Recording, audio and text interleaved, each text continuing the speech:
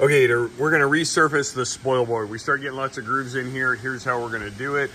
We're gonna come over here on the select mode. We're going to go to MEM, which is memory. There's 3 programs up here, and this is how much they take off: 0.15, 0.3, and 0.5.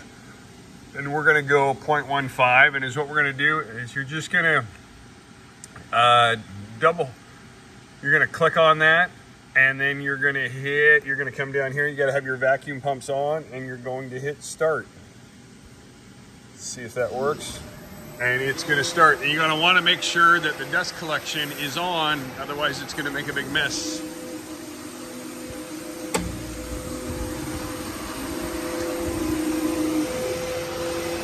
Dust collection on.